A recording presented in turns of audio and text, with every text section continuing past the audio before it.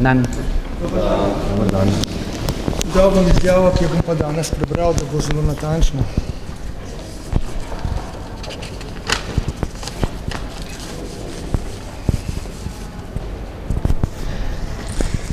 Danes izstopam iz stranke, ki sem ji posvetil 6 let svojega življenja in zanjo zastavil svoje ime.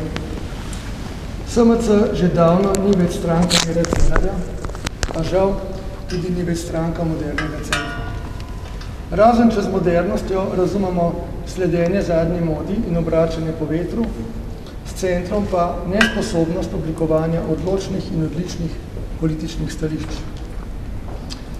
SMC sem se somišljeniki ustanovil zato, da delamo dobro za Slovenijo ter varujemo socialno-liberalne vrednote in vladavino prava. V polnih 4 letih vodenja vlade je SMC stabilizirala prej nemeren politični prostor in z velikimi napori in za visoko ceno, ki sem jo plačal tudi sam, izvlekla Slovenijo iz krize. To nam je uspelo le zato, ker smo uspeli slediti našim izvirnim vrednotam in ciljem. Danes, žal, SMC ni več moja stranka. Prvič, ker ni več verodostojna v uresničevanju svojih ustanovnih vrednot. Drugič, ker njeno vodstvo ne vidi več dlje od samih sebe, ne vidi niti do članov in članic, kaj šele do volivcev in volivk. In tretjič, ker so njeni poslanci pozabili ne le, kdo jih je povabil k skupnemu projektu, ampak predvsem, kdo jih je izvolil. Pozivam poslanke in poslance, da začnejo misliti se svojo glavo.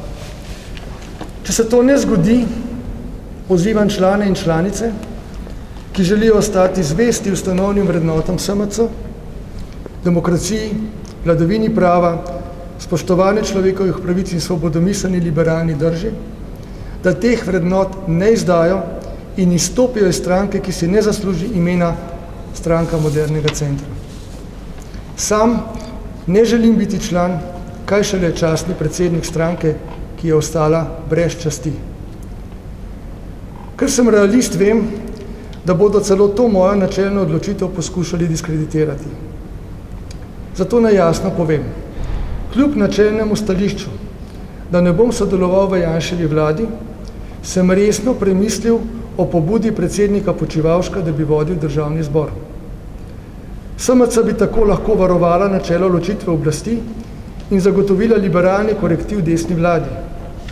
K temu so me v zadnjih dneh aktivno spodbujali tudi številni člani SMC in ljudje iz javnega življenja, izrecno podprli pa tudi nekateri poslanci. Vendar pa sem po včerajšnjem pogovoru s predsednikom stranke Počivalškom dokončno ugotovil, da gre za manipulacijo, prazno retoriko in privatne ambicije posameznikov.